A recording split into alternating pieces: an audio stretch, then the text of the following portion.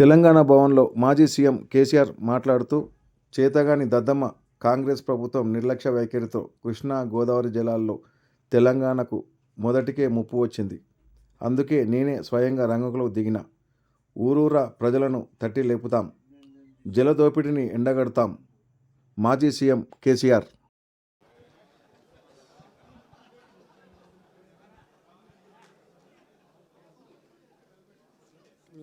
మన ఫ్రెండ్షిప్ ఎంతో కానీ మిగిలిన నన్ను కొట్టేట్టున్నారు. ఇంతమందిలో మీకు ఒక రావులే కనబడుతుంది.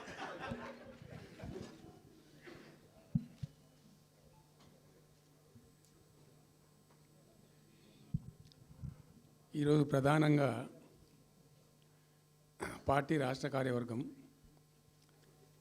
TRS LP, TRS parliamentary party, మిగతా విస్తృతంగా వచ్చినటువంటి నాయకులందరితో కలిపి సమావేశం పెట్టుకున్నాం.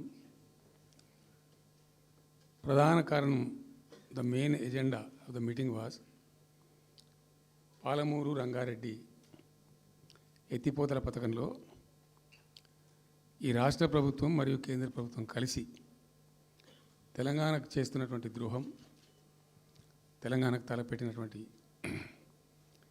దుర్మార్గమైనటువంటి విధానం మీదనే చర్చ జరిగింది. దీని కథ ఏంటంటే చాలామందికి తెలియదు, అవగాహన కూడా ఉండదు. కొత్త తరం వాళ్ళకైతే అసలు తెలియదు.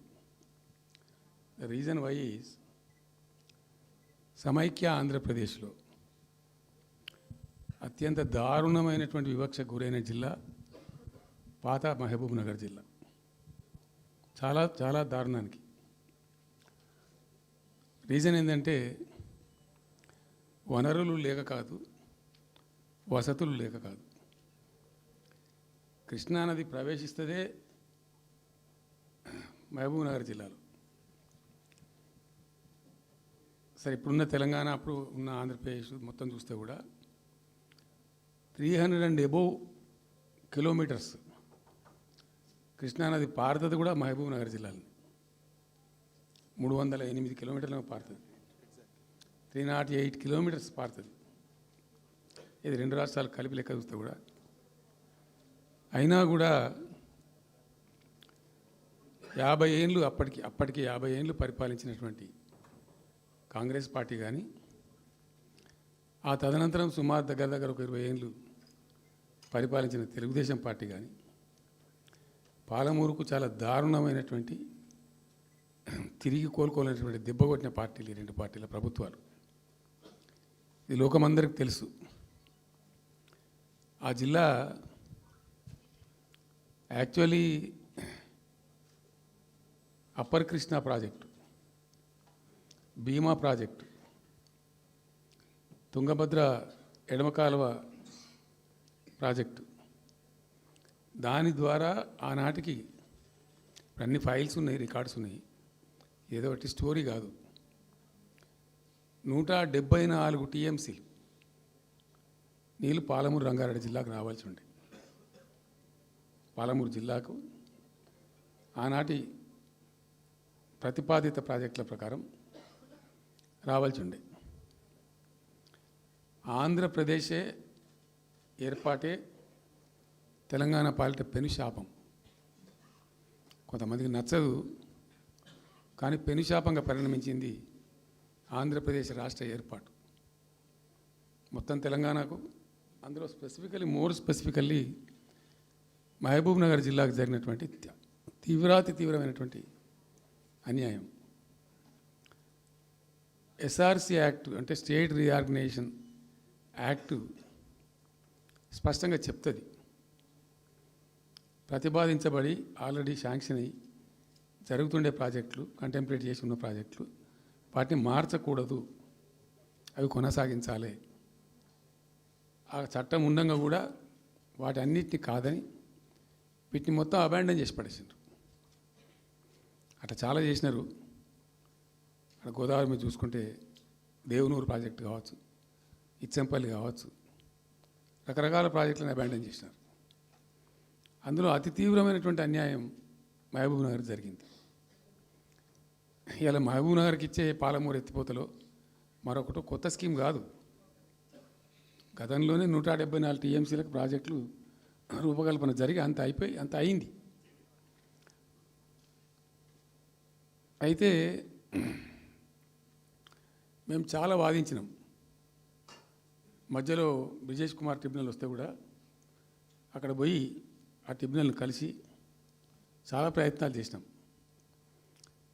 ఉద్యమ సందర్భంలో, ఉపన్యాసాలలో, కరపత్రాలలో, జలసాధన ఉద్యమ సందర్భంలో, మా క్యాసెట్ల రూపంలో, స్పీచ్ల రూపంలో, కరపత్రాల రూపంలో, పోస్టర్ల రూపంలో, క్యాసెట్ల రూపంలో రకరకాలుగా వాదించుకుంటూనే ట్రిబ్యునల్ కూడా వేయాలని పోతే ట్రిబ్యునల్కు ఉండే ఒక డెలికసీ ఏంటంటే వాళ్ళు రాష్ట్రాల మధ్య పంపిణీ చేస్తారు తప్ప రాష్ట్రం లోపల ఉండేటువంటి ఒక ప్రాంతానికంటే వాళ్ళు చేయరు. మీకు రాష్ట్ర హోదా లేదండి, మీరు ప్రాంతము, మీరు రాష్ట్రంతో కొట్లాడుతున్నారు, అది వేరే సంగతి, కానీ మేము స్వీకరించలేము, తీసుకోలేము చట్ట ప్రకారం అని చెప్పి వాళ్ళు నిరాకరించారు. సరే, ఆ తదనంతరం ఉద్యమం జరిగింది, మీ అందరికి తెలుసు. ఇక్కడ ఇంకొకటి కూడా తప్పకుండా చెప్పాలి. బచావత్ ట్రిబ్యునల్ ఏర్పాటైనప్పుడు అతను పంపకాలు చేస్తూ బచావత్ ట్రిబ్యునల్లో స్పష్టంగా రికార్డు ఇప్పుడు ఉంది. బచావత్ ట్రిబ్యునల్లో స్పష్టంగా పొందుపరచబడి ఉంది. ఇప్పుడు బచావత్ గారు ఖుద్దు రిటైర్డ్ సుప్రీంకోర్టు జడ్జి, ఆయన స్వయంగా ఏమన్నాడంటే ఈ ప్రాంతం నిజంగా చాలా నిరాదరణకు గురైంది, ఇంకా అవుతూ ఉన్నది. ఆ రోజు విపత్కర పరిస్థితి, దుర్భరమైన పరిస్థితి ఏంటంటే పాలమూరు గురించి గంటెడు నీళ్ళు అడిగిన వెళ్ళేటప్పుడు ఇంత కేటాయించండి, ఈ కరువు జిల్లా ఉంది అని అడిగేవాడే లేడు. ఆనాటి సమైక్య ప్రభుత్వం చేసిన ద్రోహం. బచావత్ ఏం చేసిండు, మాకు చూడబుద్ధి అయితే లేదు, ఇది మా అంతల మేమే సూమోటో ఈ సమైక్య ప్రభుత్వం ప్రతిపాదించకపోయినా ఒక 17 టీఎంసీ జూరాల ప్రాజెక్టు మంజూరు చేస్తున్నాము. అయితే సాంకేతిక కారణాలు మరొకటో చూపెట్టి ఈ జూరాల ప్రాజెక్టుని ఇక్కడి నుంచి ఎత్తగొట్టద్దు, వేరే కాడ కట్టద్దు, ఇక్కడ మాత్రమే కట్టి తీరాలి, దానికే అలాట్ చేస్తున్నామని చెప్పి ఒక కండిషన్ పెట్టిండు ఆయన. ఇది ట్రిబ్యునల్. అతను ఒక న్యాయమూర్తిగా పనిచేసిన వ్యక్తి కాబట్టి చూడబుద్ధి కాక ఆ బాధ భరించలేక ఈ కామెంట్ కూడా రికార్డు చేసిండు ట్రిబ్యునల్లో. ప్లస్ ఆ 17 టీఎంసీ జూరాల ప్రాజెక్టుకు కేటాయించిండు. ఎంత విషాదం అంటే అది ఎప్పుడో 74లో 74 నుంచి 78 దాకా జరిగింది కథ. అతను కేటాయిస్తే దానికి ముట్టినోడు లేడు, పట్టుకునోడు లేడు, తీసినోడు లేడు. అంజయ్య గారు ముఖ్యమంత్రి అయినాక ఒక ఏడాది తర్వాతనేమో అప్పుడు అంజయ్య గారు దానికి ఫౌండేషన్ స్టోన్ వేసారు. ఫౌండేషన్ స్టోన్ వేస్తే ఇక అది మెల్లగా తెలంగాణ ప్రాజెక్ట్ కదా, ఇప్పుడు పట్టుకునోడు లేడు, దాన్ని మాట్లాడినోడు లేదు, అయ్యలేదు, అవ్వలేదు, ఒక అనాథలాగా ఆ బ్యారేజ్ వరకు కట్టేశారు. దానికి కాలువలు లేవు, నీళ్ళు రావు, పొలాలు పారాయి, కృష్ణానది నీళ్ళు వస్తుంటాయి, గేట్ల ద్వారా పోతుంటాయి. ఎప్పటి వరకు ఈ తతంగం 2001లో గులాబీ జెండా ఎగిరేదాకా ఇదే తతంగం. ఇంకా విషాదం ఏంటంటే అప్పుడు ముఖ్యమంత్రి ఉన్న చంద్రబాబు నాయుడు ఆయన మహబూబ్నగర్ జిల్లాను దత్తత తీసుకున్నాడు. ఆయన దత్తతలో ఉండే నేను అడాప్ట్ చేసుకుంటున్నా ఈ కరువు జిల్లా, దీన్ని అది చేస్తా, ఇది చేస్తా, పొడి చేస్తా అని మాటలు చెప్పి ఇష్టం వచ్చినన్ని పునాదురాలు వేసిండు. కలవకుర్తి, మన్ను, మశాను, రకరకాల పునాదురాలు వేసుకుంటూ పోయిండు. ఉద్యమ సందర్భంగా నేను చేసే ఉపన్యాసాలలో నేను మాట్లాడేది ఈ పునాదురాలన్నీ ఎందుకు మనకు పట్క ఏడుస్తానికా, చూస్తానికా, ఏం లాభము, ఈ రాళ్ళని కృష్ణానదిలో అడ్డమేస్తూ చెక్కడమని అయితే భయం అనేది నేను నవ్వేది, జనం సప్పట్లు కొట్టేది సభలలో నేను చెప్తుంటే. ఒక్క డ్రాప్ వాటర్ కూడా పొలాలు పారడానికి రాలే. తత్ఫలితమైంది net result. What was the net result? Palamuru జిల్లాలో ప్రతి తాలూకా కేంద్రం అంటే ప్రతి నియోజకవర్గ కేంద్రం నుంచి వలసలు పోవడానికి ప్రజలు ప్రతి బొంబాయి నుంచి bus, Narayanpet Bombay bus, Wanaparthy Bombay bus, ఇంచుమించు అన్ని తాలూకాల నుంచి బొంబాయికి డైరెక్ట్గా బస్సు.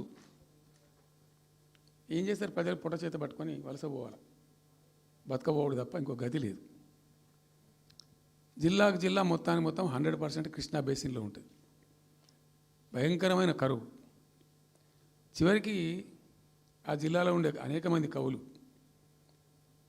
అనేక పాటలు రాసిండ్రు.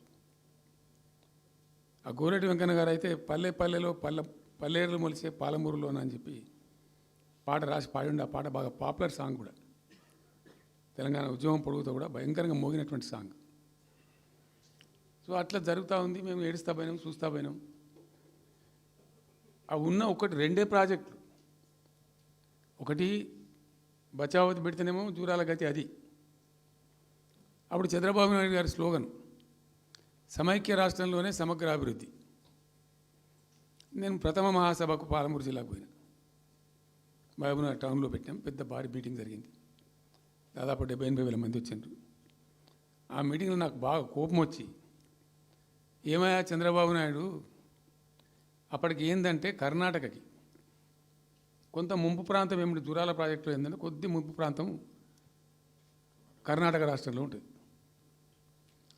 ఒక 13 కోట్ల రూపాయలు వాళ్ళకు కాంపెన్సేషన్ కట్టాల్సి ఉండే. కట్టడు, ₹1 కట్టడు. ఏమయ్యా చంద్రబాబు నాయుడు గారు, నువ్వు దత్తత తీసుకున్నావు, కథ తీసుకున్నావు, డైలాగులు చెప్తున్నావు, ఇక్కడ చచ్చిపోతాను జనము, బొంబాయికి వలసలు పోతుండ్రు. ఇటువంటి పరిస్థితులలో కూడా కర్ణాటకకు డబ్బులు కట్టడానికి డబ్బులు లేవా? ఇదేనా సమైక్య రాష్ట్రంలో సమగ్ర అభివృద్ధి అంటే? బట్టిగా బ్యారేజ్ ఆ గోడలకు కట్టిన విడిచిపెట్టేది చూసి తమాషా పడన్నా అని చాలా తీవ్రమైన విమర్శలు చేశాను.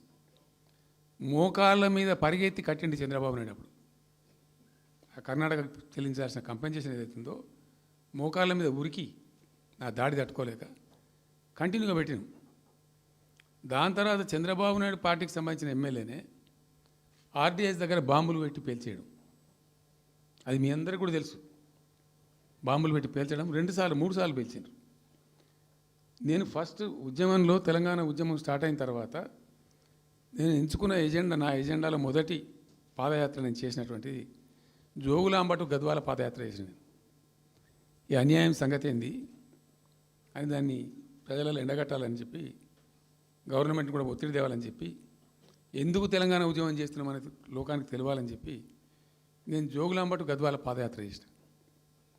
దాన్ని మొత్తం అసలు కంప్లీట్ 80,000 ఎకరాలకు బారాల్సినటువంటి ఆ ఆర్డీఎస్ కెనాలు 15,000 ఎకరాలకు, 10,000 ఎకరాలు, 20,000 ఎకరాలకు వచ్చింది, తగ్గిపోయింది. అడిగే నాతుడు లేడు. నేను అంతకు ముందే, పాదయాత్ర కన్నా ముందే స్వయంగా మేమందరం జిల్లా మహబూబ్నగర్ జిల్లా నాయకులు నేను కలిసి, ఆర్డీఎస్ హెడ్ వర్క్స్ ఎక్కడ ఉంటాయంటే కర్ణాటకలో ఉంటాయి, రాయచూరు దగ్గర. అక్కడ దాకా పోయి మొత్తం ఆశాంతం ఆ కాలువ పొడవుతో తిరిగి అర్థం చేసుకొని, ఆ తర్వాతనే నేను గద్వాల టు మన ఆలంపూర్ టు గద్వాల పాదయాత్ర పెట్టినాం. తిరిగి దాన్ని ఎక్స్పోజ్ చేసినాం. అప్పుడు అక్కడ గొడవ చేస్తే మళ్ళీ అప్పుడు జూరాల లింక్ కెనాల్ని మొదలుపెట్టింది చంద్రబాబు నాయుడు. జూరాల టు ఆర్డీఎస్కు లింక్ కెనాల్ అని మళ్ళీ డ్రామా కట్టి, అంటే ప్రతిసారి ఏమార్చడము, తెలంగాణ ప్రజలను ఒక రకమైన దగా చేయటం తప్ప రాలే, ఒక డ్రాప్ వాటర్ రాలే, ఎప్పుడు రాలే. సరే కొట్లాడుతూ పోయినాం. ప్రజలు బాగా కలిసి వచ్చిండ్రు, సందర్భం కలిసి వచ్చింది, తెలంగాణ అదృష్టం బాగుంది, తెలంగాణ రాష్ట్రం ఏర్పడింది. ఇదంతా కూడా మీకు అన్నముందు జరిగిన చరిత్ర, ప్రతి ఒక్కరికి తెలిసిన చరిత్ర. ఇది ఏం కొత్త స్టోరీ కాదు, కల్పిత కథ కాదు, పుట్టించి చెప్పేది కాదు. పాలమూరు జిల్లా యొక్క దరిద్రం, ఆ దరిద్రంలోకి పాలమూరు నెట్టివేయబడ్డ పరిస్థితి. నేను అందుకే ఊకే మొత్తుకునేది కదా, తెలంగాణ వెనుకబడ్డ ప్రాంతం కాదు, వెనుక పడేయబడ్డ ప్రాంతం, వెనుకకు నెట్టివేయబడ్డ ప్రాంతం అని చాలాసార్లు చెప్పేది. నేను వందల ఉపన్యాసాల్లో చెప్పినాం. అది ప్రూవ్ టు బి కరెక్ట్. దాని తర్వాత ఎక్కడి దాకా పోయిన పరిణామాలంటే, పాలమూరు జిల్లాలో ఎండాకాలం వచ్చిందంటే గంజి కేంద్రాలు పెట్టేది. ఏడిసినాం మేము ఒకరోజు. గంజి కేంద్రాలతోని పాలమూరు, ఎందుకంటే యువకులంతా పాపం వలస ఉన్న, ముసలి వాళ్ళు చచ్చిపోడు, తిండి దొరకక, దానికి గంజి కేంద్రాలు పెట్టి కమ్యూనిస్ట్ పార్టీలు వాళ్ళు వచ్చేది కొంత అడావుడు చేసి ప్రజలకు కొంత గంజి పోసే ప్రయత్నం. చివరి గంజి కేంద్రాలు పెట్టే స్థాయికి దిగజారిపోయింది పాలమూరు. కృష్ణా నది 300 కిలోమీటర్లు పారే జిల్లాలో చాలా దారుణం. పోయింది. లివ్వా అంటే కేటాయింపులు ఉన్నాయి, పత ఉంది, కార్ఖానా ఉంది, అప్పర్ కృష్ణా పేరుంది, తుంగభద్ర కాలువ పేరుంది, రకరకాల బీమా ప్రాజెక్టు పేరుంది, అన్నీ ఉంటాయి కానీ ఇవి రాదు. చూడడానికి మళ్ళీ ముఖ్యమంత్రి దత్తతలో ఉంటుంది కానీ రాదు, ఏమీ రాలే. ఇంకా అందంగా ఈ ప్రాజెక్టులను, నేను కూడా అప్పుడు తెలుగుదేశం పార్టీలో పనిచేసిన కదా, ఈ ప్రాజెక్టులకు పెండింగ్ ప్రాజెక్టులను పేరు పెట్టారు, ఒక టైటిల్ గొప్పతనంలాగా. పెండింగ్ ప్రాజెక్టుల జాబితాలో వాటిని తోసేసి పాలమూరున ఆ గతికి తెచ్చిండ్రు. సరే, రాష్ట్రం వచ్చింది. వచ్చిన తర్వాత జరిగింది ఏంది, టోటల్గా మేము సమీక్ష చేసుకున్నాం. గోదావరి ఏంది, గొంగడ ఏంది, కృష్ణ అయింది, మనకు రావాల్సిన వాటా అయింది, దగా జరిగింది ఎక్కడ, ఎట్లా సరిదిద్దాలా, ఎట్లా మన ప్రయాణం ముందుకు పోవాలా, ఏం జరగాలి అని ఆలోచన చేసినాం. చాలా తీవ్రమైనటువంటి మదన పడ్డం. టాప్ ప్రయారిటీలో ఈ జిల్లా ఆదుకోవాలి మనం. అత్యంత భయంకరమైన కరువు ఉంది ఇక్కడ, కొంచెం లైన్లో పెట్టుకోవాలి. ఇప్పుడు మన సొంత రాష్ట్రం కాబట్టి మనకు ఆ ఇబ్బందులు ఉన్నాయని చెప్పి మా ప్రస్థానం ప్రారంభించాం. మొట్టమొదలు యుద్ధ ప్రాతిపదికన ఏవైతే పెండింగ్ ప్రాజెక్టులను పెట్టినరో వాటిని రన్నింగ్ చేసినాం. వాటిని అన్నిటికన్నీ నెట్టెంపాడు కావచ్చు, భీమా కావచ్చు, కల్వకుర్తి కావచ్చు, అన్నిటిని కూడా బ్రహ్మాండంగా లైన్లోకి తెచ్చినాం. తెచ్చి స్టార్ట్ చేసినాం. నికరంగా 6.5 లక్షల ఎకరాలకు ఆయకట్టు తెచ్చినాం ఆ పాలమూరు జిల్లాలో. మా గవర్నమెంట్ ఉన్నప్పుడే. ఇది అక్కడ ప్రజలందరికీ తెలుసు, అందరికీ తెలుసు, ప్రతి వాళ్ళకి తెలుసు. సామర్థ్యాలు పెంచుకున్నాం కొన్ని. నెట్టెంపాడులో భాగంగా ఒకటి రేలంపాడు రిజర్వాయర్ ఉంటుంది. అది జస్ట్ 1.5 TMs, 1/4 to 2 TMs అది ఉండే. నేను రివ్యూ చేసి అక్కడ రైతులతో మాట్లాడి, మీకు పంట పండదు, కష్టమవుతుంది కాబట్టి దీన్ని కొద్దిగా పెంచాలని చెప్పి డబుల్ ద సైజ్ చేసినాం, 4 TMs చేసినాం, పంట పండాలి కాబట్టి. అట్లా రకరకాల చర్యలు తీసుకొని దాని ద్వారా ఆ కల్వకుర్తి లిఫ్ట్ ఇరిగేషన్ ద్వారా, ఈ నెట్టెంపాడు ద్వారా, బీమా ఫేజ్ 1, ఫేజ్ 2 ద్వారా అన్నీ కలిపి 6.5 లక్షల ఎకరాలకు. వాస్తవం చెప్పానంటే ఎంత దుఃఖభాజనం అంటే, ఎంత బాధాకరం అంటే,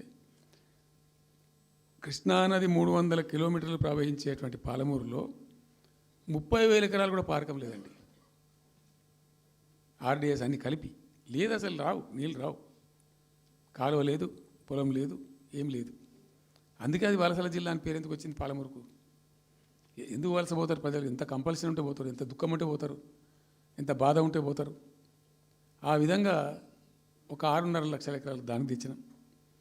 మిషన్ కాకతీయలో కొద్దిగా ప్రయారిటీ పెట్టి, భౌగోళికంగా బాగా విశాలంగా ఉండే జిల్లా కాబట్టి ఇప్పుడు కొత్త జిల్లాలు తీసుకున్నాం, కానీ ఆ రోజు అది పెద్ద జిల్లా. దానికి మిషన్ కాకతీయలో టాప్ ప్రయారిటీ ఇచ్చి మైనర్ ఇరిగేషన్ చెరువులు మొత్తాన్ని పోయినాయిగా అమ్ముకున్నారు, అబాండనైనాయి. మిగిలిన వాటిని కొన్ని సామర్థ్యాలు పెంచి ఒక పద్ధతికి తెచ్చినాం. అదో 1,20,000-1,50,000 ఎకరాలకు అది దోహదపడ్డది.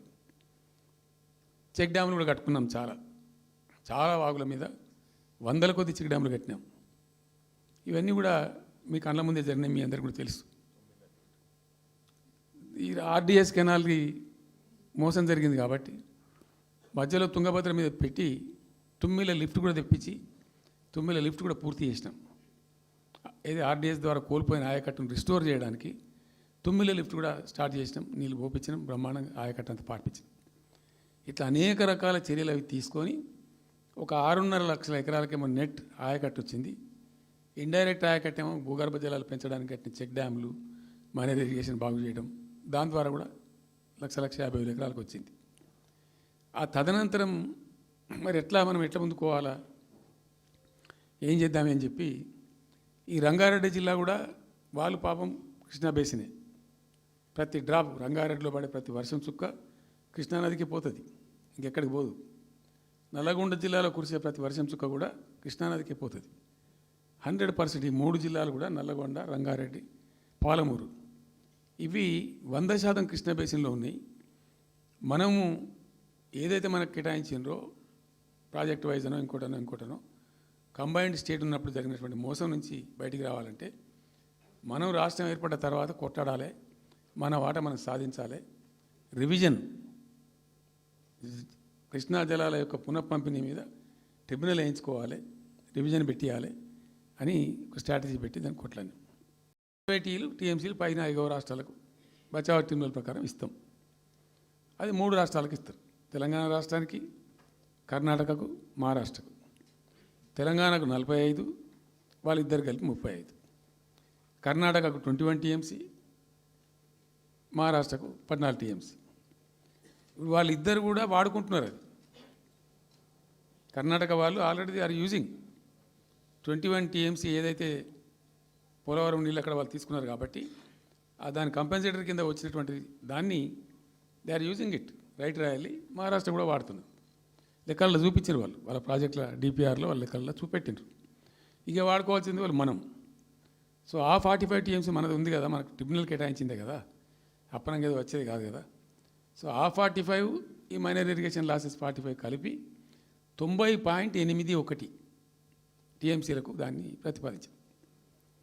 It has a strong basis. ఏదో గాలిలే అడవులు జమాబందీ ఏర్పడతాడు చేసింది కాదు. ఒక స్పష్టమైనటువంటి విధానంతో, ఒక అవుట్లుక్తో, భవిష్యత్తు ప్రయోజనాలను దృష్టిలో పెట్టుకొని చేసినటువంటి చర్య. చేసినాం. ప్రాజెక్టు 30,000 కోట్లు, 35,000 కోట్లు మంజూరు చేసినాం. అందులో 27,000 కోట్లు ఖర్చు పెట్టినాం. ఆల్మోస్ట్ దగ్గర 88-90% పనులు పూర్తి అయిపోయినాయి. ఈ ఆంధ్రాతోని పంచాయతీ ఉంటుంది ఎప్పటికైనా. వాళ్ళు పోతిరెడ్డిపాడు పొక్కగొట్టి దాన్ని పెంచి, ఇక దాన్ని ఇంకింత పెంచి ఈ తెలుగు గంగా అనే పేరు మీద మొదలై అది ఎటెటెటెటు పోతుంది ఇక అడవుల జమాబంది. కాబట్టి మనం క్విక్కెస్ట్ పాసిబుల్ టైంలో తీసుకోవాలని ఆ వచ్చే వాటర్ను అక్కడ ఎంటైర్ వరల్డ్లో ఇక్కడ లేవండి 145 మెగావాట్స్ కెపాసిటీ పంప్స్ పెట్టినాం అక్కడ. Specially prepared, those pumps were prepared by BHEL of India. 145 మెగావాట్ల పంపులు అసలు ఇండియాలో ఎక్కడ ఏ ప్రాజెక్టుకు లేవు. ఎందుకని ఆ పంపు స్విచ్ ఆన్ చేసిన నేను, నీళ్ళు వచ్చినాయి. ఒక్క పంపు స్విచ్ ఆన్ చేస్తేనే ఇట్లా కాలువలు తల్లాడుతుండే. ఇట్లా అంటే ఆ గొడవ ఉంది కాబట్టి వాళ్ళు అటు పోతిరెడ్డి పడి పక్క నుంచి వాళ్ళు తీసుకుపోతూ ఉంటారు. ఆ వర్షాలు వచ్చినప్పుడే మనం తీసుకోవాలి, ఇంకో గత్యంతరం లేదు. కాబట్టి క్విక్కెస్ట్ పాసిబుల్ టైంలో ఈ రిజర్వాయర్లు నింపుకుంటే మనం సేఫ్ అయిపోతాము, జిల్లా కాడికి కొంత న్యాయం జరుగుతుందని చెప్పి ఆ 145 మెగావాట్స్ కెపాసిటీ ఉండే పంప్స్ పెట్టినాం. ఇప్పుడు పంప్స్ అన్నీ ఆల్మోస్ట్ ఇన్స్టాల్ అయినాయి. మరి ఈ గవర్నమెంట్లో వీళ్ళు ఏం పట్టించుకుంటలేరు, అసలు ఏం చేస్తలేరు. అయితే జరిగిన తర్వాత ఏమైంది, అనుమతులు అంత సాధించారు. దాని మీద చాలా మెలికలు పెట్టినారు. ల్యాండ్ అక్విజిషన్లో ప్రాబ్లం చేసినారు. అయినా 27,000 ఎకరాలు మేము అక్వైర్ చేసినాం సక్సెస్ఫుల్గా. అదంతా క్లిష్టమైన సబ్జెక్ట్ ఈ రోజులలో ల్యాండ్ అక్విజిషన్ అంటే. అయినప్పటికీ 27,000 ఎకరాలు అక్వైర్ చేసినాం. 27,000 కోట్లు ఖర్చు పెట్టినాం. అంత కాన్సన్ట్రేట్ చేసినాం. గ్రీన్ ట్రిబ్యునల్కి పోయినారు, ఆ స్టేని క్యాన్సిల్ చేయించినాం. అనేక రకాల అడ్డంకులు కల్పించే ప్రయత్నాలు ఎన్ని చేసినా వాటన్నిటిని అధిగమిస్తూ ఆ ప్రాజెక్టును ముందుకు తీసుకొని పోయినాం. అయితే ఈ పంపులన్నీ ఇన్స్టాలేషన్ అయిపోతుంది, బ్రహ్మాండంగా ఉంది. సరే, ఇంతగా అయితే మా గవర్నమెంట్ మారింది. సహజం, రాజకీయాల్లో గెలుపులు ఉంటాయి, ఓటములు ఉంటాయి, ప్రభుత్వాల మార్పిళ్ళు ఉంటాయి, జరుగుతాయి. కానీ ఎంత తెలుగు తక్కువ దద్దమ్మ ప్రభుత్వం వచ్చినా, నెక్స్ట్ సక్సెసివ్ గవర్నమెంట్ ఎవరు వచ్చినా రాష్ట్ర ప్రయోజనం కదా ఒక ప్రాజెక్ట్ అంటే.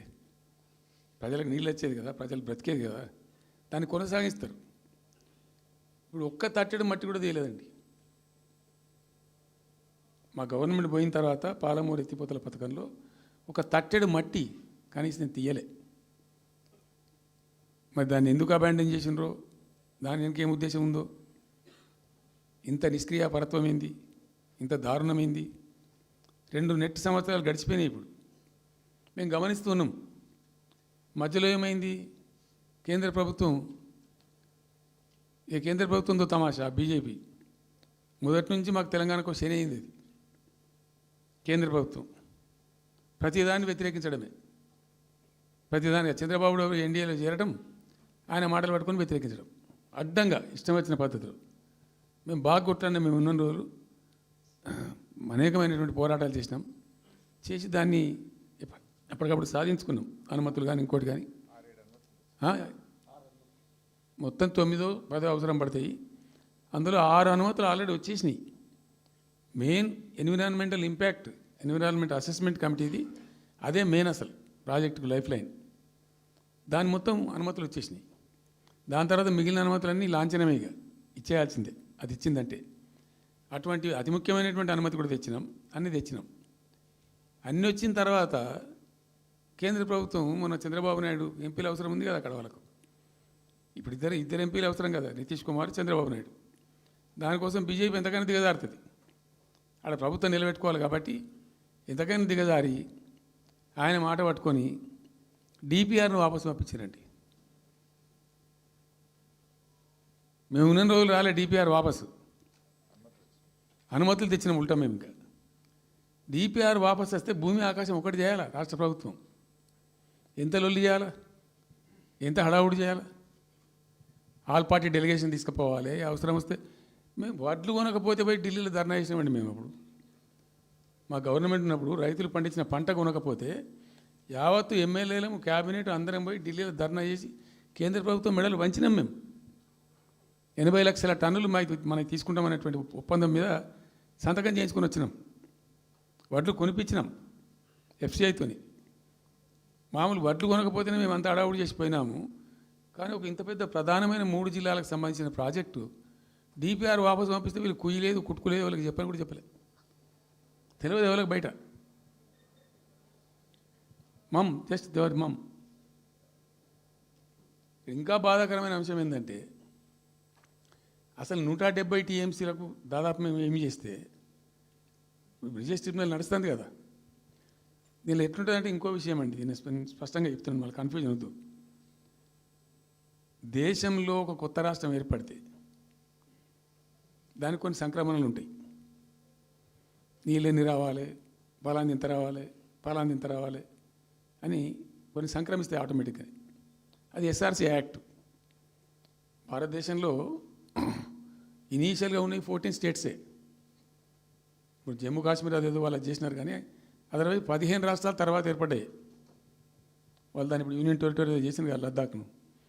15 అంటే ఒరిజినల్గా ఉన్నదానికంటే ఇంకో రాష్ట్రం ఎక్కువ కలిపి కొత్త రాష్ట్రాలు వచ్చినాయి. సో వాటికి ఒక పద్ధతి ఉంది. ఏ రాష్ట్రం ఏర్పడ్డప్పుడు దానికి ఏదేమి ఇవ్వాలి, హైకోర్టు ఎట్లా, పలాంది ఎట్లా అన్నీ దానికి ఒక చట్టం ఉంది. అవన్నిటిని బుల్డోజ్ చేస్తూ ఇక్కడ ఇయ్యలే. నీళ్ళు ఎన్ని రావాలా, ఫస్ట్ ఛాయిస్ వాళ్ళకి ఇస్తారంటే ఆ రాష్ట్రాలకు ఇస్తారు. ఏ రాష్ట్రాలు అయితే విడిపోయినాయో మీరు మ్యూచువల్ అండర్స్టాండింగ్లో చేసుకోండి అని ఇస్తారు. ఇక్కడ పొసిగే కార్యక్రమం కాదు.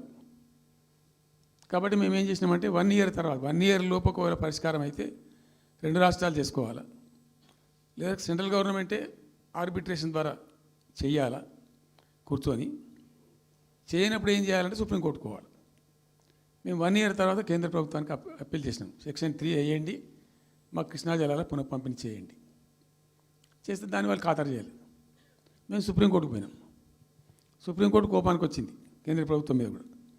ఒక రాష్ట్రం అంటూ ఏర్పడ్డప్పుడు యాక్ట్ ప్రకారం, పార్లమెంట్ యాక్ట్ ప్రకారం వాళ్ళకి రావాల్సిన అన్నీ రావాలి కదా. మరి ఇది కూడా వాళ్ళకి ఏదో తేల్చండి, మీరు తెలుస్తారా లేదంటే అప్పుడు ఆ మంత్రి, ఆయన పేరు షెకావత్ ఉండే కదా, గజేంద్ర సింగ్ షెకావత్. నేను ఢిల్లీ పోయినప్పుడు నన్ను రిక్వెస్ట్ చేసిన ఆయన, భాయ్ సాబ్ మాకు కూడా ఇబ్బంది అవుతుంది, మీరు అది విత్డ్రా చేసుకోండి సుప్రీంకోర్టులో కేసు, మేము సెక్షన్ 3 చేస్తామండి. అప్పటికే 2-3 ఏళ్ళు గడిచిపోయింది, డిలే అవుతా ఉన్నది. నేను పోయినప్పుడు అలా అడుగుతున్నా, పర్సూ చేస్తున్నా, మాట్లాడుతున్నాం, ప్రైమ్ మినిస్టర్ లెటర్స్ ఇచ్చినాం, అన్నీ చేస్తున్నాం. ఫైనల్గా సుప్రీంకోర్టు చివాట్లు పెట్టిన తర్వాత వాళ్ళు ఉండి మీకు విత్డ్రా చేసుకుంటే దయచేసి మేము ఇట్లా సుప్రీంకోర్టు ఆర్డర్ ఇస్తుందని తెలిసిపోయింది వాళ్ళకు కూడా. ఆటోమేటిక్ ఇస్తుంది కదా కోర్టు ఆర్డర్, న్యాయప్రదంగా రావాల్సింది ఇస్తుంది.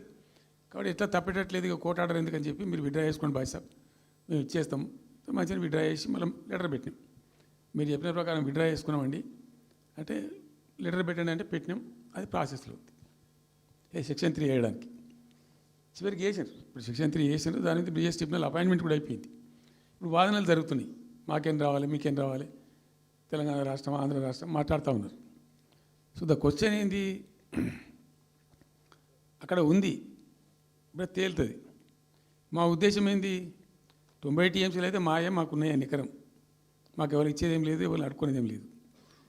అడిషనల్ ఇంకో 60-70 టీఎంసీ ఇంకో 70-80 టీఎంసీ కావాలంటే ఎట్లా అంటే ఈ ట్రిబ్యునల్లో వచ్చేటువంటి అధిక వాటా ఏదైతే మనకు ఉంటుందో ఇందులో ఒక గుడ్ సైన్ అని ఈయన బ్రిజేష్ ట్రిబ్యునల్ ఏం చేసిండు, వచ్చిన తర్వాత ఆయన ఒకటి చేసిండు.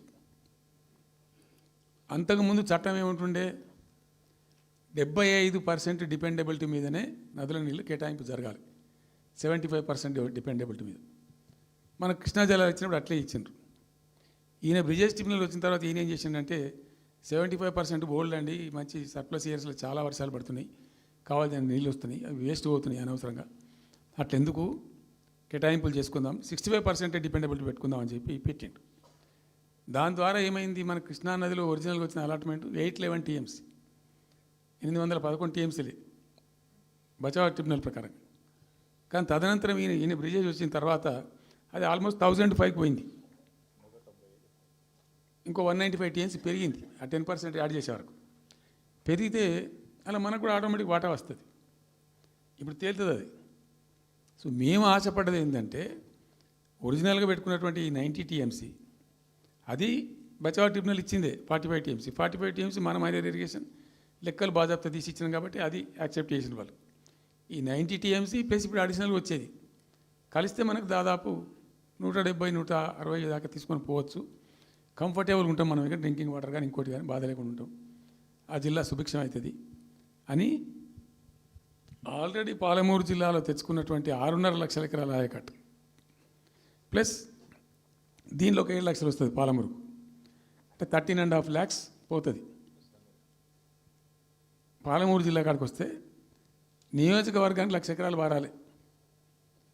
అంత కృషించి అంత కునారిల్లి 60 ఏండ్లు ఏడిసి గోసపడ్డ పాలమూరుకు ఒక పెద్ద రిలీఫ్ వస్తుంది. దీంతో మొత్తం జిల్లా టాప్ టు బాటం అంతా కూడా ఒక అద్భుతమైనది ఉంటుంది. గ్రావిటీ వారేకాడికి గ్రావిటీ వారుతుంది, లిఫ్ట్ వారుతుంది, చాలా అద్భుతంగా ఉంటుంది అని చెప్పేసి.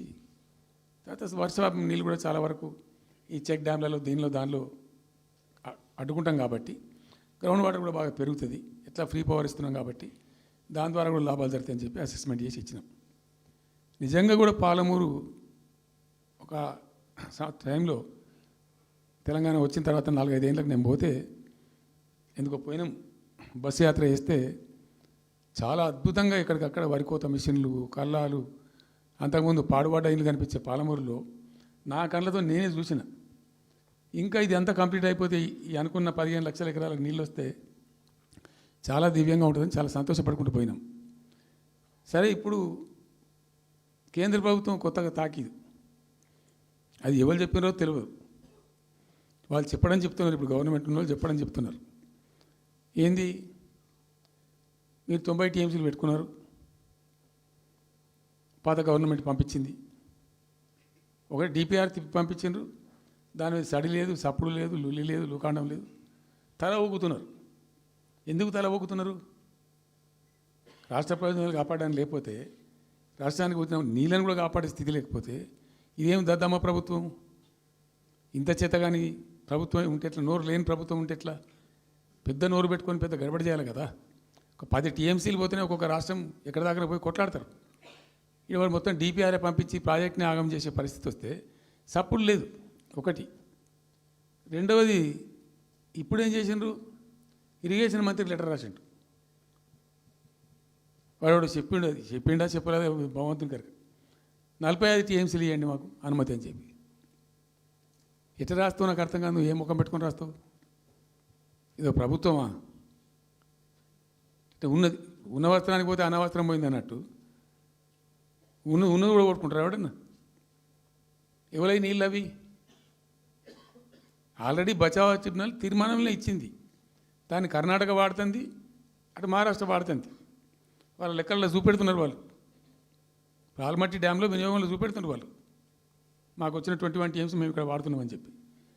ఆ 2 ఎగువ రాష్ట్రాలు వాడుతుంటే ఇక్కడ వచ్చి మనకు వచ్చినటువంటిది బాజాప్తా, అది కూడా ట్రిబ్యునలే కదా, బచావత్ కూడా ట్రిబ్యునలే కదా. ఆ ట్రిబ్యునల్ తీర్పు ద్వారా వచ్చిన 45 టీఎంసీలు నువ్వు ఎందుకు ఆపుతున్నావు ఇప్పుడు? ఇదో రాష్ట్ర ప్రభుత్వమా? అసలు ప్రభుత్వం ఉందా? నిద్రపోతున్నారా? ఇంతసేపు రియల్ ఎస్టేట్ దందా తప్ప ఇంకోటి లేదా? ఇల్టు భూములు ఎట్లా అమ్ముదాం, పల్టు భూములు ఎట్లా అమ్ముదాం, ఆ భూములు ఎట్లా దెబ్బ పెడదాం, ఇంత కమిషన్ కొడదాం. ఇది తప్ప రాష్ట్ర ప్రయోజనాలు, నీళ్లు, రైతులు, మనుషులు లేరా ప్రాజెక్టులు ఎందుకు 2 నెలల నుంచి ₹1 పెట్టలే? ఎందుకు ఒక తట్టడి మట్టి తీయలే? ఎవరు నిరోధించింది మిమ్మల్ని? ఎవరు అడ్డుపడ్డారు మీకు? ఎవరు కట్టేసారు మీ కాళ్ళను? అటు పైసా పనిచేయరు, నిష్క్రియాపరత్వంగా ఉంటారు. ఈ డిపిఆర్ పంపిస్తే సపోర్ట్ చేయరు. ఇలా చివరికి 45 టీఎంసీ అని రాస్తారు.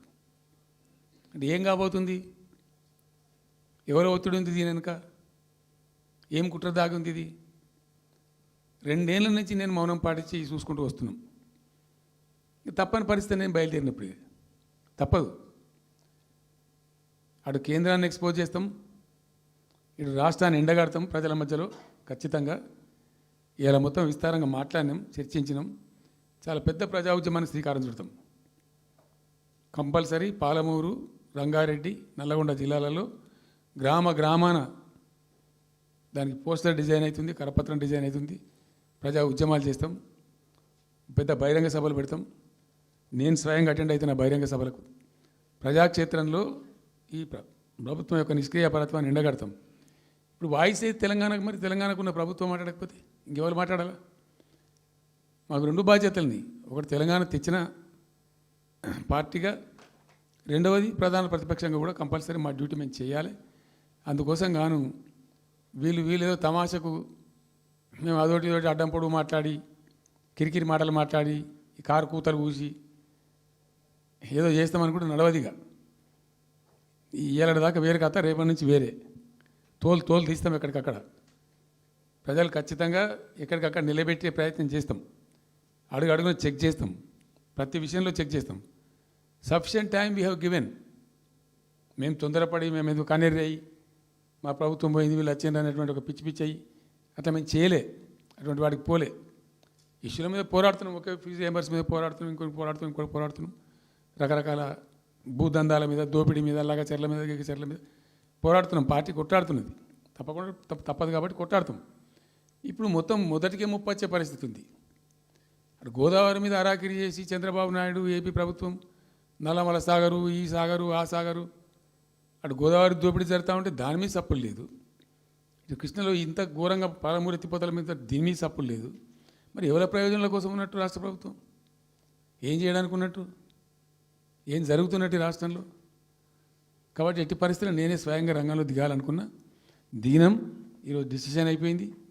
2-3 రోజులలో, 2-3-4 రోజులలో, రాబోయే 3-4 డేస్లో ఆయా జిల్లాల నాయకులతో సమావేశమై ఖచ్చితంగా చాలా పెద్ద ఎత్తున అక్కడ గ్రామానికి డప్పు కొడతాం, మొత్తం సభలు పెడతాం, కవులు, గాయకులు, కళాకారులు అందరినీ తట్టి లేపుతాం.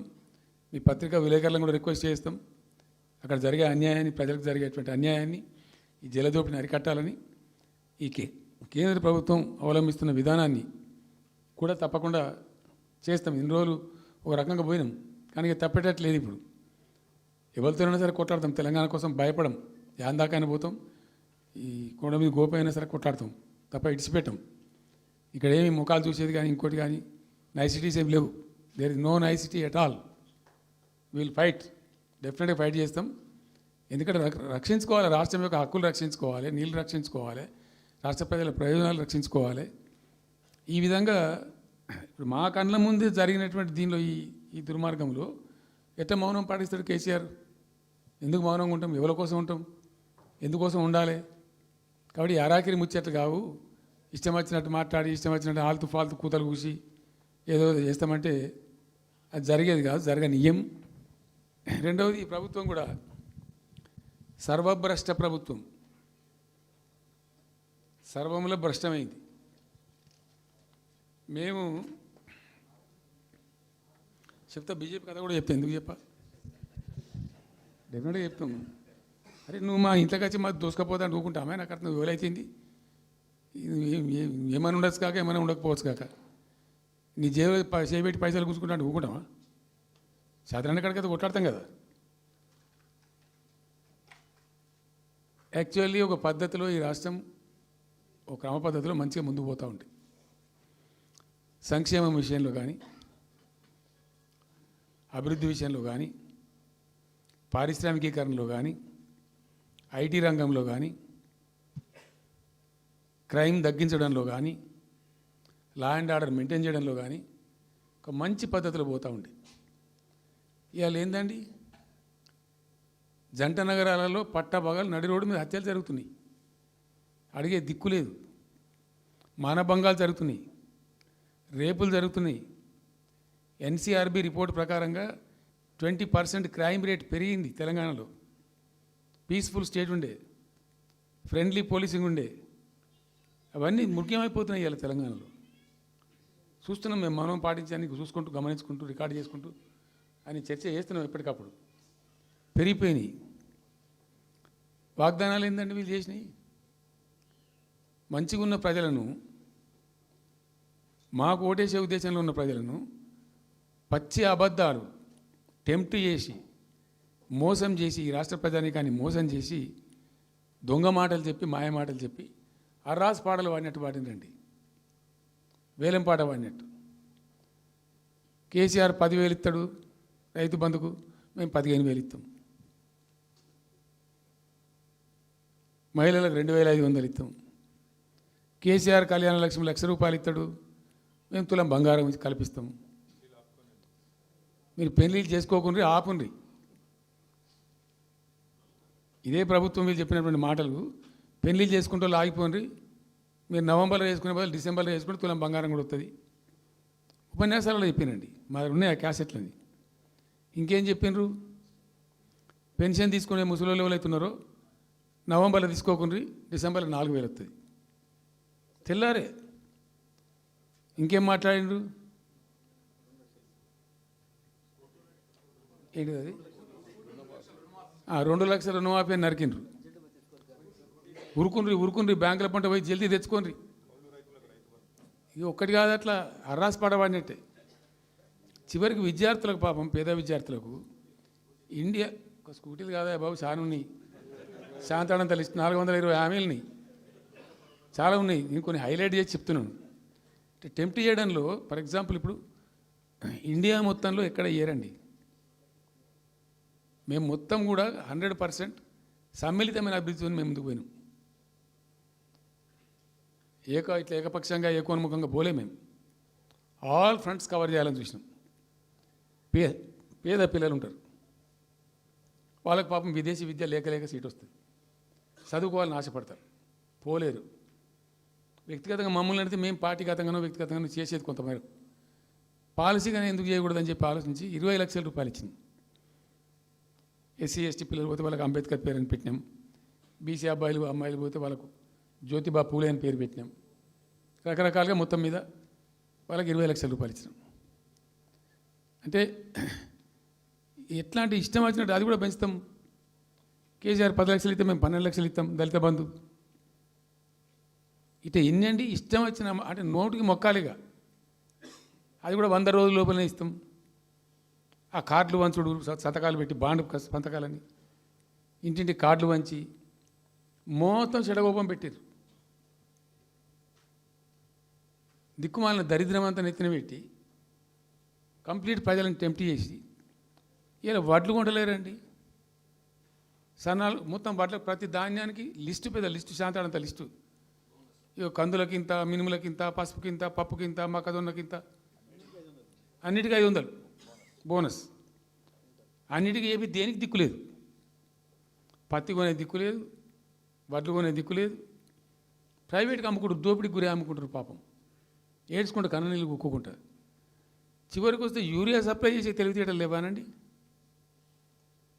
మా గవర్నమెంట్ ఉన్నప్పుడు రైతులు గ్రామాలలో ఒక ఆటో రిక్షాని డబ్బులు ఇచ్చి 10 బస్తాలు తెచ్చి బాబు అంటే తెచ్చి ఎడ పడేసిపోతుండే వాడు పొలం కాడ. ఇవాళ రైతులు రోజుల తరబడి, గంటల తరబడి చెప్పులు పెట్టి, బీఆర్ఎస్ లేకముందు చెప్పుల లైన్లు ఉండే, బీఆర్ఎస్ ఉన్న రోజులు చెప్పుల లైన్లు మాయమైనవి. మళ్ళీ ఇప్పుడు కాంగ్రెస్ రాగానే మళ్ళీ ఇప్పుడు చెప్పుల లైన్లు స్టార్ట్ అయిపోయినాయి వరుస పెట్టి.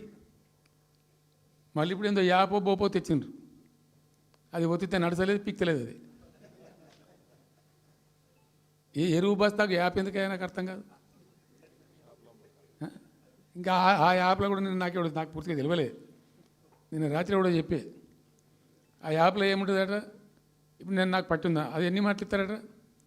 సపోజ్ నాకు 3 ఎకరాలు ఉంది, 3 ఎకరాలు ఉంటే ఎకరానికి 2 బస్తాలు చొప్పున 3 సార్లు ఇస్తారట. అది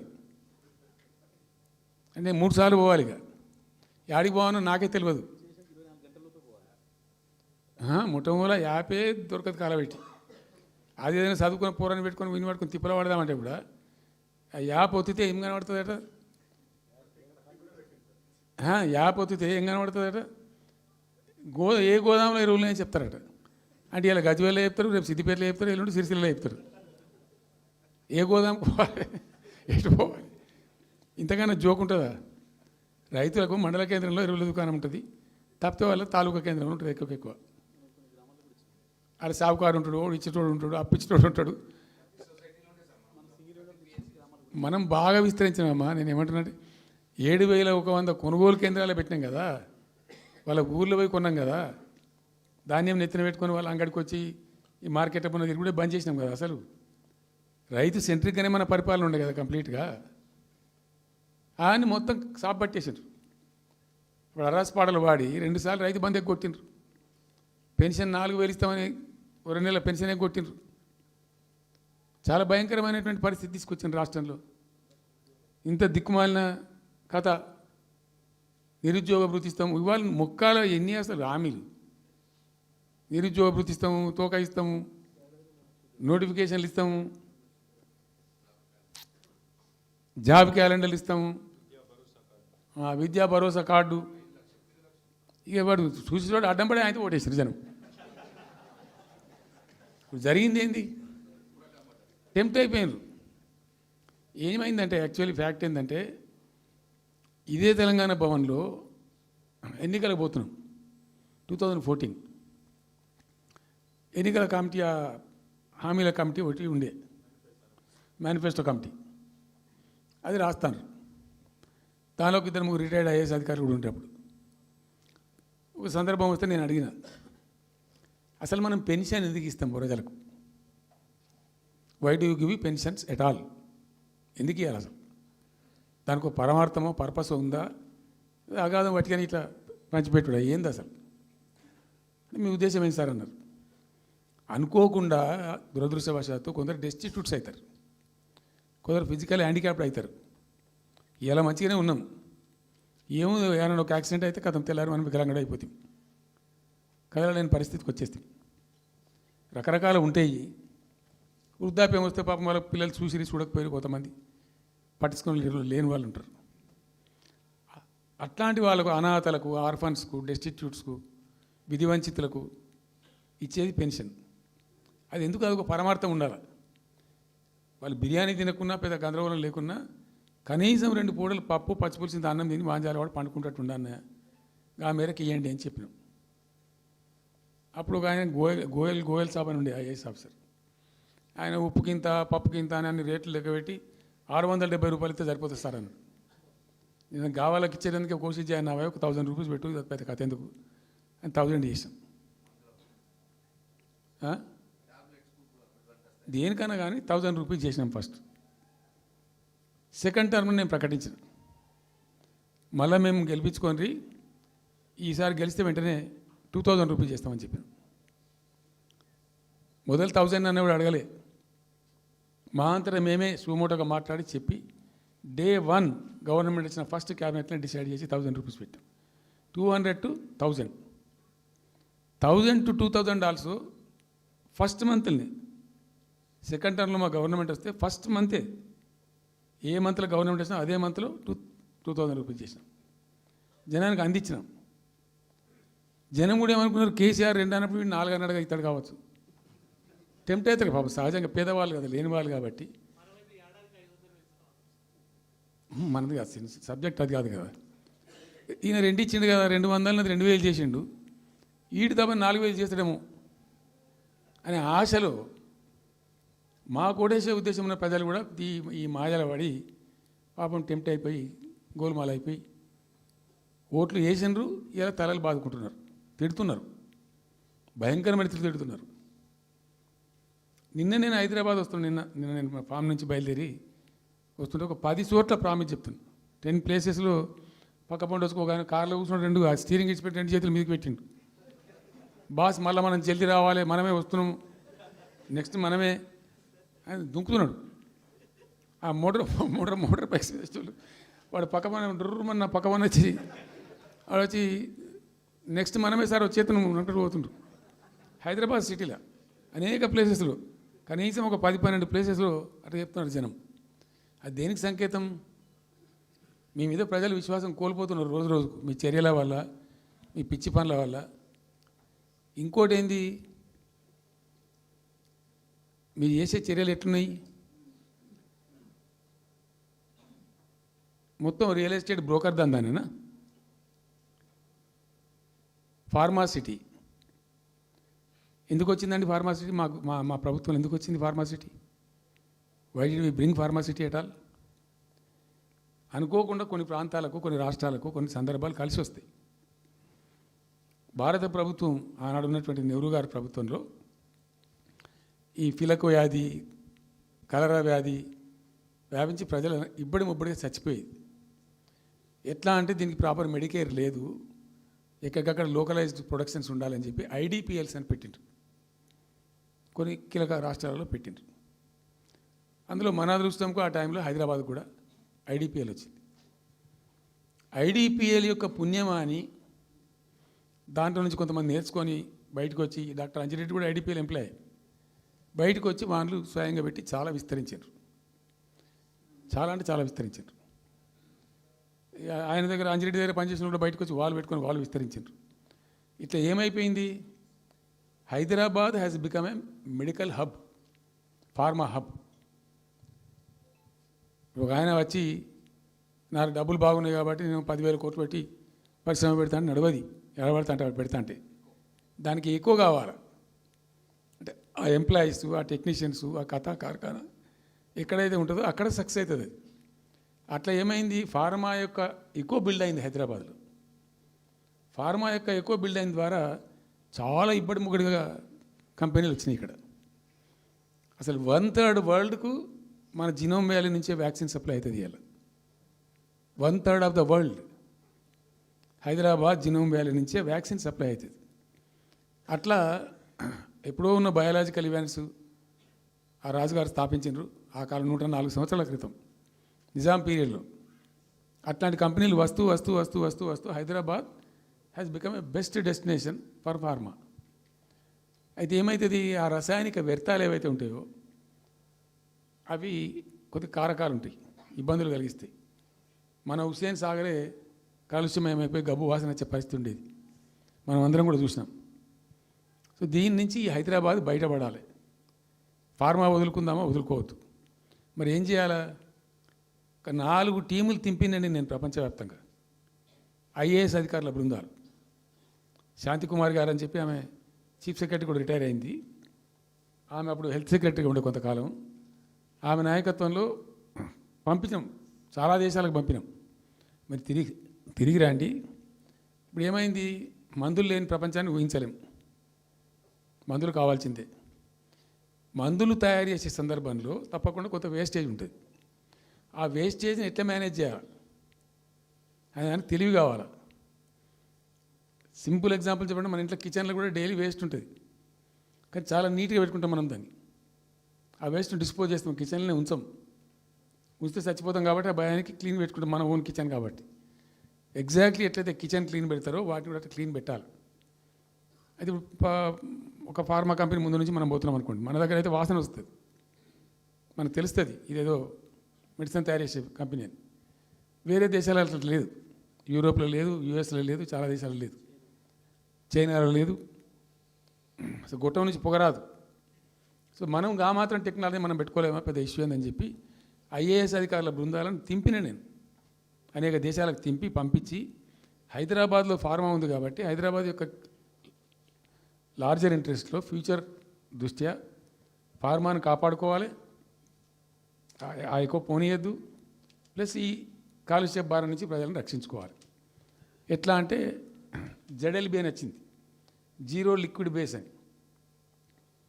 ఆ డిశ్చార్జ్ ఏదైతే ఉంటుందో దాన్ని మొత్తం జీరో లిక్విడ్ చేస్తారు, ఇంకా కాలుష్యం కాదు, ఏం చెడిపోదు, వీళ్ళకి ఇబ్బంది ఉండదు. అది ఇంటర్నేషనల్ లెవెల్లో సక్సెస్ఫుల్గా ఉంది, సక్సెస్ఫుల్గా జరుగుతుంది. ఇప్పుడు అమెరికాలో ఉన్నాయి చాలా కంపెనీలు, యూరోప్లో ఉన్నాయి, ఇంకా చాలా చోట్ల ఉన్నాయి. అవసరం, ప్రతి దేశానికి అవసరమే. అయితే మనం ఆ సిస్టమ్ పెట్టుకోవచ్చు కదా అని చెప్పి ఒక ఫార్మా యూనివర్సిటీ కూడా పెడదాం దానిలో అని చెప్పి ఫార్మా ఇండస్ట్రీ తెచ్చినాం.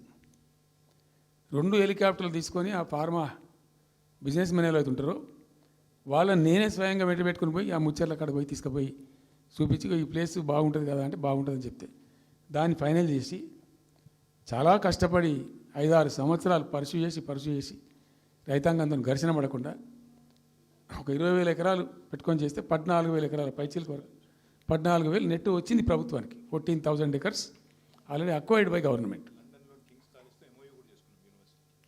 చాలా ఎంఓయూలు జరిగినాయి, అన్నీ జరిగినాయి. మన లోకల్ వాళ్ళు రెడీ ఉండి అయితే పర్టికులర్లీ జీడిమెట్ల, చర్లపల్లి వీళ్ళు ఏమన్నారంటే సార్ మాకు ఆల్టర్నేటివ్ స్థలం మంచిగా ఇస్తే మేము అక్కడికి వెళ్ళిపోతాం, ఈ బాధ మాకెందుకు, ప్రజలతో కూడా ఈ బదనాం ఎందుకు, ఆడ పెట్టుకుంటాం. పెట్టి కామన్ అఫ్లియంట్ ప్లాంట్స్ పెట్టి ఒక ఐఏఎస్ అధికారిని పెట్టి దాన్ని ప్రభుత్వ నిఘాలోనే ఈ రసాయనాలు వ్యర్థాలను ఇష్టం వచ్చినట్టు ఎటుపడితే పంపకుండా ఆ నియంత్రణలో జరగాలని చెప్పి పెట్టుకున్నది ఫార్మాసిటీ. దానికి ఎన్వైరాన్మెంటల్ క్లియరెన్స్ కూడా వచ్చింది. కేంద్ర ప్రభుత్వాన్ని ఒప్పించి ఎన్వైరాన్మెంటల్ క్లియరెన్స్ తెచ్చినాం. హైదరాబాద్ మొత్తం ఫార్మాను ఒకటే దగ్గర తీసుకుపోయి పెట్టాలి, అక్కడ ఫార్మా సిటీ కట్టాలి, అక్కడ పనిచేసే ఎంప్లాయీస్ కూడా పొద్దాకి ఇటు అటు తిరిగేటువంటి అవసరం లేకుండా మంచిగా బ్రహ్మాండమైన సిటీ రావాలి, ఆ వచ్చే సిటీకి కావాల్సినటువంటి ఆల్ ఇన్ఫ్రాస్ట్రక్చర్ రావాలి అని చైనాలో నేను చైనా పోయినప్పుడు చూసినట్టు అది 70,000 ఎకరాలు వాళ్ళది, చాలా హ్యూజ్ ఫ్యాక్ట్. మనకి ఒక 20,000 acres అయితే మస్తు అవుతుందని చెప్పి మేము తీసుకొచ్చి చేసినాం. మెడికల్ కాలేజ్ కూడా మంజూరు చేసినాం ఆ పక్కనే, వీటన్నిటి దృష్ట్యా పెట్టుకొని. అంటే మేము ఒక పద్ధతి పెట్టుకొని దాన్ని ఒక సిస్టమేటిక్గా చేసినాం. చేస్తే ఇప్పుడు దాన్ని ఏందండి దందా, ఏదైనా చేసి దాన్ని నమ్మకదొబ్బన్న. ఏం జరుగుతుంది రాష్ట్రంలో? ఫ్యూచర్ సిటీ, తొక్క సిటీ, ఎవరికి కావాలి నీ ఫ్యూచర్ సిటీ? నాకు అర్థం కాదు. నువ్వు పెంచినావు హైదరాబాద్ను, ఎవరు చేసిన హైదరాబాద్ సిటీ? ఇంత వైబ్రాంట్ సిటీ ఎక్కడికి వచ్చింది? ఓ 400 సంవత్సరాల చరిత్రతోని దీనికంతా ఒకటి బోధి జరిగి ఆటోమేటిక్గా పెద్ద సిటీ అయింది. అట్లా అన్నీ కావు, అందరికి కావు. ఎన్ని రాష్ట్రాలకు ఉన్నాయండి? బెంగాల్ కలకత్తా ఉంది, మహారాష్ట్రకి ముంబై ఉంది, మనకు హైదరాబాద్ ఉంది, కర్ణాటకకు బెంగళూరు ఉంది, తమిళనాడుకు మద్రాసు ఉంది, ఢిల్లీ కోర్స్ ఢిల్లీ. వేరే రాష్ట్రాలకు లేవు కదా, 28 రాష్ట్రాలకు ఉండయి. సో ఇంత మహానగరం నిర్మితమైంది. ఈ నగరం యొక్క భవిష్యత్తును దృష్టిలో పెట్టుకొని పెట్టిందే ఫార్మాసిటీ. ఈ సిటీ మొత్తం గబ్బులు వేసిపోవాలి ఇక్కడ దాంతో, నువ్వు తీసుకుపోయాలి ఫ్యూచర్ సిటీ, తోక సిటీ. ఏందన్నట్టు ఇది? అన్ని దిక్కుమాలిన పాలసీలు, రియల్ ఎస్టేట్ బ్రోకర్ దందా తప్పితే ఇంకోటి లేదు. అన్నీ అప్పే కనబడతాయి మనకు. మీరు పరిశీలనగా చూస్తే, పూర్తిగా చూస్తే అసలు చాలా గందరగోళం. గురుకుల పాఠశాల విద్యార్థులు చచ్చిపోతారండి. ఇప్పటికి 120 మంది విద్యార్థులు చచ్చిపోయినారు. గంత నియంత్రణ లేదా? గంత తెలివి లేదా? ఒక గట్టి అధికారిని పెట్టి గట్టి చర్య తీసుకోరాదా? ఏందో చేస్తాము నీ ఫ్యూచర్ సిటీ, తోక సిటీ, ఈ పోరగాళ్ళని చేస్తారు. తర్వాత ఫార్మా సిటీలో ఆ ల్యాండ్ అక్వైర్ చేసినప్పుడు కండిషన్ ఏంటంటే ఓన్లీ ఫార్మా సిటీకి మాత్రమే వాడతాము. Conditional land acquisition. హైకోర్టులో కేసు ఉంది. హైకోర్టులో ఈ ప్రభుత్వం ఏం చెప్తుంది? లేలే ఫార్మా సిటీ ఉంటుంది. మళ్ళీ ఆడ 3,000 ఎకరాల్లో వాడేవాడు అంబాయినా సల్మాన్ ఖాన్ ఎవడో బొంతారనో పెడతారు. ఈ జూ పార్క్ కొంచెం ఆడబెడతారట. ఎందుకు? జూ పార్క్ అమ్మకదొప్పటానిక? ఏం జరుగుతుంది ఈ రాష్ట్రంలో అసలు? మేము ఇటువంటి చిల్లర పనులు చేయలేదే మేము ఉన్నప్పుడు, ఇంత దుర్మార్గమైన కార్యక్రమాలు చేయలేదే. ఇది ఎక్కడ దిక్కుమాలిన దందా? ఏం జరుగుతుంది అసలు? ఏం చేయదలుచుకున్నారు ఈ రాష్ట్రాన్ని? ఇదేం పోతున్న? సో ఇట్లా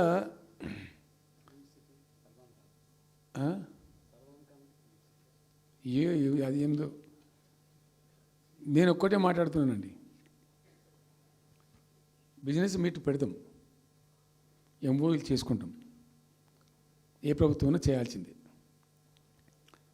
అడ్డగోలు జమాబందీ దానికి లెక్కలేని కథ అంటే ఏందన్నట్టు. ఒక హైప్ క్రియేట్ చేసుడు, దీనికి ఆజుడు, దీనికి గురువు చంద్రబాబు నాయుడు. ఇప్పుడు చంద్రబాబు నాయుడు చెప్పిన లెక్కల బిజినెస్ వచ్చేది ఉంటే ఎంఓఎల్ సక్సెస్ అయ్యేది ఉంటే ఆంధ్రప్రదేశ్లో ఈ పాటికి 20 లక్షల కోట్లు వచ్చి ఉండాలి.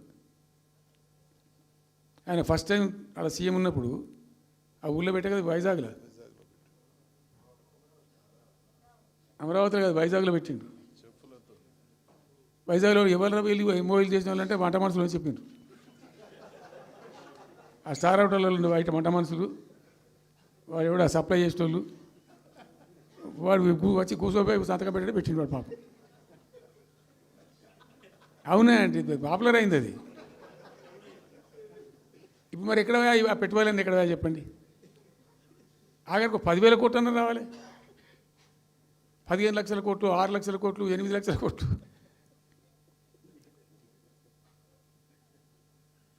అయితే అప్పుడు తమాషా జరిగింది.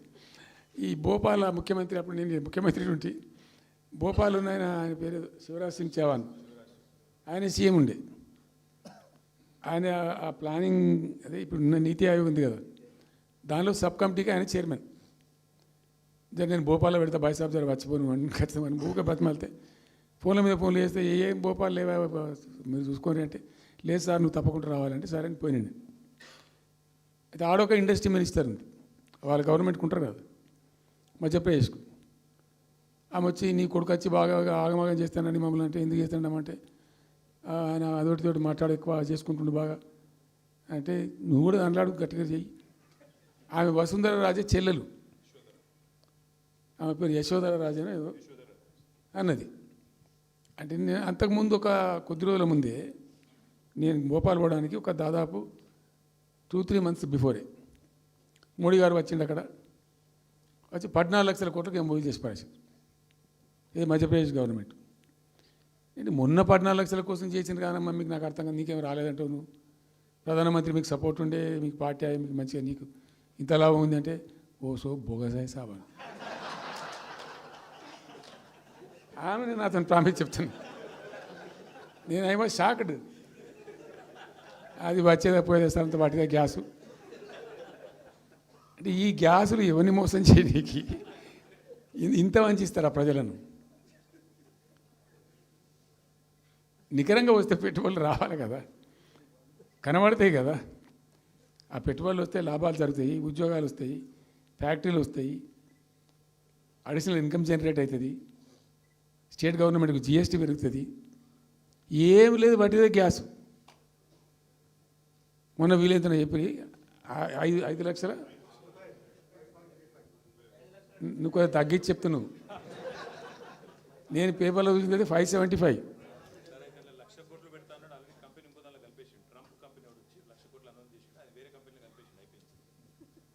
ఇట్లా ఇది ఏమి ట్రంప్ ఓడికి గింపి ఇదంతా ఏం పంచాయతీ? ఇట్లా ఇట్లా ఈ మోసాలు చేసి ప్రజలను ఎంతకాలం పంచిస్తారు? రియల్గా కాంక్రీట్ టర్మ్స్లో రియల్గా రావాలి, కృషి చేస్తే నిజంగా తండ్రాడాలి. మా గవర్నమెంట్ వచ్చిన నాడు హైదరాబాద్ నుంచి సాఫ్ట్వేర్ ఎక్స్పోర్ట్స్ 57,000 కోట్లు ఉండేనండి. మేము దాన్ని 2,47,000 దాకా తీసుకుపోయినాం. స్టెప్ అప్ చేసుకుంటూ వాటిని నరికితే గాలిలో మాటలు చెప్తే వస్తాయా? మేము బిజినెస్ మీట్లు పెట్టలే, కాంక్లేవ్లు పెట్టలే, ఏమి లేదు, పరదాలు కట్టలే. బెస్ట్ పాలసీ చేస్తే ఆటోమేటిక్గా అట్రాక్ట్ అయి వస్తారు. నేను చెప్పిన అప్పుడు ఒక ఆయన ఉండే పాప, ఆయన చీఫ్ సెక్రటరీ కూడా రిటైర్ అయ్యాడు, ఆయన పేరే ఉండే మాధవరావు అల్లుడు ప్రదీప్ చంద్రకు చెప్తే ఆయన పాలసీ తయారు చేయమని చెప్తే తెప్పించిండు. పాపం చాలా దేశాలకు తెప్పించిండు. ఒక 50 సార్లు రిజెక్ట్ చేసిండు. ఇట్లా కాదు, నాకు కాంక్రీట్ కావాలి, ఇంకా మంచిగా కావాలని చెప్పి చాలా కష్టపడి చేసిండు. I must appreciate him. The best policy was brought in. తెచ్చిన తర్వాత కూడా ఎట్లుంటుందంటే, ఒక కంపెనీ వాడు వచ్చిండు, ఫాక్స్కాన్, ఆ మహారాష్ట్రలో కొట్టుకుపోయింది. ఫాక్స్కాన్ అనే కంపెనీ చాలా పెద్ద కంపెనీ వాస్తవానికి.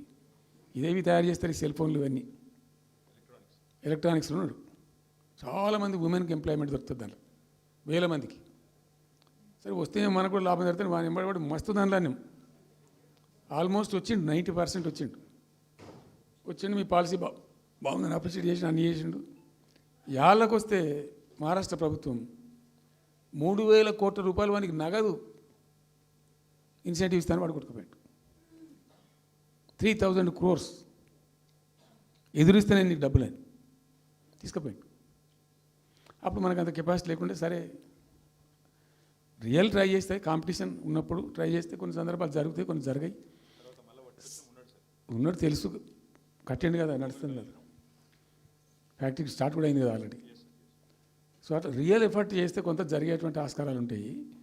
ఇప్పుడు వెల్స్పన్ కానీ వరంగల్లో వస్తున్నటువంటి మెగా టెక్స్టైల్ పార్క్లో కైటెక్స్ కానీ చాలా వాళ్ళు ఎంబడివాడి తనలాడి తిప్పలవాడి అది చేసి చేసి చేసి చేసి చేసి పట్టుకొస్తే ఓటీ ఓటీ ఓటీ ఓటీ సమకూరుకుంటూ పోతుంటుంది.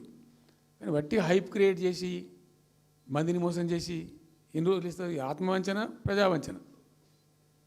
ఏమైనా వస్తుందిరా బాబు అంటే ఏమి రాదు. ఈ గ్యాస్ల ప్రజలను పెట్టి ఇప్పుడు ఇస్తాన 2,500 దిక్కులేదు మహిళలకు, 1,000,000 మంది మహిళలను కోటీశ్వర్లను చేస్తాం. కాంగ్రెస్ మంత్రులంతా ఒకటే పాట పాడు, ఏమి ఎట్లా చేస్తావా 1,000,000 మంది మహిళలను కోటీశ్వర్లను? నీ దగ్గర ఉంటేనా? ఉన్న రెవెన్యూ పీకింది రాష్ట్రాన్ని, లోపలికి అయిపోయింది. మేము ఉన్నప్పుడు గ్రోత్లో 50% లేదు. అసలు మీ గ్రోత్ గురించి అవగాహన ఉందా? ఎట్లా ఒక్కొక్క రూపాయి కూడబెట్టాలి, ఎట్లా తీసుకుపోవాలి? నేను ముఖ్యమంత్రి అయిన తర్వాత నన్ను ఎంతమంది టెంప్ట్ చేసినా ఐఏఎస్ ఆఫీసర్లు వాళ్ళు వీళ్ళు ₹1 రిజిస్ట్రేషన్ ఛార్జ్ పెంచాలి నేను 4 ఏళ్ళ దాకా. Not even single rupee. ఉల్టా నేను వాళ్ళని పిలిచి మీకు ఏం కావాలి, రియల్ ఎస్టేట్ బాగా మంచిగా చేసుకుపోవాలి, హై క్లాస్ రావాలి అంటే ఎట్లా? హైదరాబాద్లో కూడా స్కై లైన్ రావాలని చెప్పి 3 ఏళ్ళు తిప్పలవాడనండి నేను, 3 years. ఎందుకంటే స్కై లైన్ రావాలని నోటి మాట అంటే రాదు, దానికి కూడా ఎక్కువ కావాలి. ఆ 50 అంతస్తులు 60 అంతస్తులు మీదకి పోయి కట్టేటువంటి ఆ క్రేన్ ఆపరేటర్లు, క్రేన్ డ్రైవర్లు, దానికి సంబంధించిన సరంజామా అంత ఉంటుంది. ఆ ఎక్కువ వస్తే ఆ స్కై రైజ్ వస్తుంది. ఆ ఎక్కువ తేవడానికి చాలా కష్టపడాల్సి వచ్చింది. ఇప్పుడు ఈ రాజభవన్ పక్కనే గేట్ పక్కన ఒకటి ఉంటుంది చూడండి, కాదు ఒక టవర్ ఉంటుంది ఒకటి. నేను అప్పుడు నేను పోతుంటే ఈ పునాది తీసిండు, మంచి స్పాట్ ఇది, వాటర్ ఫ్రంట్ ఉంటుంది హుసేన్ సాగర్. అతను చెప్పుండే మనం స్కై లైన్లో భాగంగా ఇద్దాము, 50 అంతస్తులకు ఇద్దామని చెప్పి ఆగమంటే ఆయన ఎవరో రాజుగారు ఆగలే, ఆయనకి అంతకే కట్టుకున్నాడు పాపం. It took me 3 years to bring sky line to Hyderabad. మేము ఒక పద్ధతికి పోయినాం, సిస్టమ్ చేసినాం, ఓపికతోని చాలా సిన్సియర్గా మంచి పద్ధతితోని వాళ్ళతో డిస్కస్ చేసుకుంటూ మాట్లాడుకుంటూ ఒక క్రమ పద్ధతిలో పోయినాం. గట్టుంటుంది పద్ధతి. కానీ 4 ఫీజు తీసినాం, 4 10% ఏదో ఫీజు ఉండే. తర్వాత ఆర్డీఓ ఆఫీస్కి పోవాలి సార్, ఈ ఫీజు ఏమో కానీ ఆ ఫీజు ఎక్కువ అవుతుందని వాళ్ళు చెప్పారు. అది తీసేవతల పడేసినాం. అది తీసేసినాం, ఆర్డీఓ దగ్గర పోయే అవసరం లేకుండా కూడా చేసినాం. ఇప్పుడు అదొక ఫీజు. ఆ ఫీజుతో ఏమైంది, ఆయనతో పీకింది. హైదరాబాద్ రియల్ ఎస్టేట్ గంగలు కలిసింది. మేమేమో ఆనాడు నిజంగా చెప్తున్నా, చాలా సంతోషంగా చెప్తున్నాను నేను, భూముల ధరలు పెంచినాం తెలంగాణలో, ప్రజా ఆస్తులు పెంచినాం, ప్రజా ఆస్తుల యొక్క విలువ పెంచినాం. 4 ఎకరాల నోడు ధీమాతో ఉండే తెలంగాణలో. కొద్దిగా డాంబర్ రోడ్డు అంటుకునే 4 ఎకరాల నోడు 50 లక్షల కాడికి అమ్ముతున్నా, నాకు 2 కోట్ల శ్రీమంతుని అని చెప్పుకున్నాడు కాలర్ ఎగరేసుకొని. ఇవాళ ఏమైనాయండి భూముల ధరలు? కుప్ప ఊలిపోయినాయి. ఇంట్లో అమ్మాయి పెయింట్ ఉంటే ఒక ఎకరం అమ్మి చేద్దాం అనుకుంటే కొనే దిక్కులేదు సార్ అని కళ్ళకి నీళ్ళు పెట్టుకుంటారు ప్రజలు. ఇవాళ లేదు, ఒక ఎకరా కూడా అమ్ముడు పోతలేదు, ఇప్పుడు కొంటలేడు. దిక్కు లేకుండా అమ్ముకుంటే ఇష్టం వచ్చిన అడ్డమైన ధరలకు అమ్ముకోవాలి. సో ఈ అరాకిరి మాటలు చెప్పి అడ్డమైన హామీలన్నీ ఇచ్చి నీకు చేసాదగాక కేవలం రాజకీయ అధికారమే మా లక్ష్యం అనే పద్ధతిలో ఇచ్చి ఇలా ప్రజలను వంచి అటు రైతాంగాన్ని నడిపిస్తున్నారు, పేద ప్రజలు నడిపిస్తున్నారు, పేద విద్యార్థులు నడిపిస్తున్నారు, రిటైర్డ్ ఎంప్లాయీస్ నడిపిస్తున్నారు. పచ్చి అబద్ధాలు. కేసీఆర్ చేసిన అప్పులకు వడ్డీలు కట్టలేకపోతున్నావా? కావు ఉతికింది కదా, ఈ చెంప ఆ చెంప వాయించింది కదా. ఎంత కడుతున్నారు? తీసుకున్న అప్పులు ఏంటంటే 2,90,000 కోట్లు మొత్తం కలిపి చెప్పారు కదా చాలా స్పష్టంగా. సో ఇట్లా ఇవన్నీ వాస్తవాలు ఒక పక్కకుంటే అన్ని అబద్ధాలు చెప్పుకుంటూ ఇష్టం వచ్చినట్టు మాట్లాడుకుంటూ ఇక నన్ను ఇచ్చడానికైతే వాళ్ళ నోరు మొక్కాలిగా. ఎప్పుడో సందర్భంలో కోపం వచ్చి ఒకటి తిట్టినామంటే ఓ మనిషిని ఓ మాట వేరు. పొద్దా కాదే కదా నా కేసీఆర్ చచ్చిపోవాలి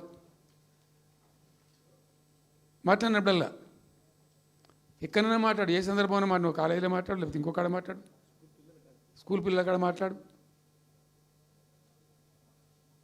గింత అక్కసు ఉంటుంది మనుషులకు, అది కరెక్ట్ అవుతుందా? సో ఇష్టం వచ్చిన పద్ధతులు, మాటలు, ఇష్టం వచ్చిన దుర్మార్గ ప్రచారాలు, అన్ని పచ్చి అబద్ధాలు నోరు తెరిస్తే. రియాలిటీ వేరుంది, జరుగుతున్నది వేరున్నది, అన్ని రికార్డ్ అవుతున్నాయి, ప్రజలలో అన్ని గమనిస్తున్నారు.